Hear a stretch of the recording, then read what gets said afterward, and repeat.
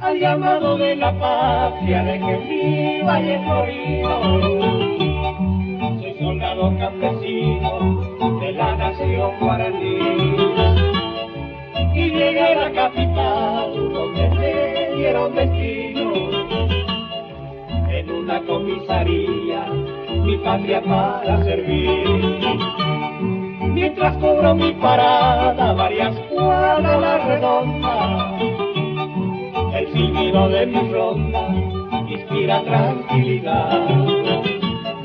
Y aunque parezca humilde, mi deber es tan sagrado, y como buen paraguayo cumplo con la sociedad.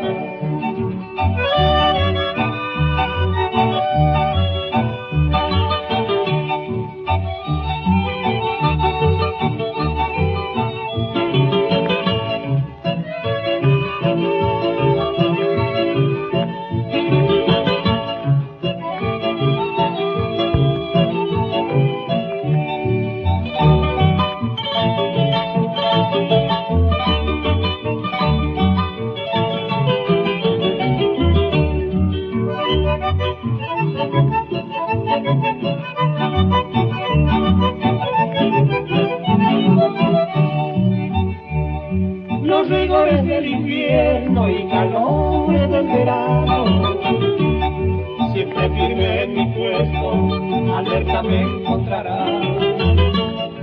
Yo soy amigo de todo, desde el niño hasta el anciano, a todos tiendo la mano, cumpliendo mi autoridad.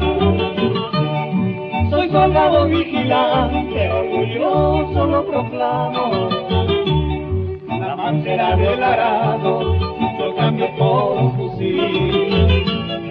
Y cuando cumpla 2 años se volverá a mis manos, donde me espera mi madre y mi novia tan gentil.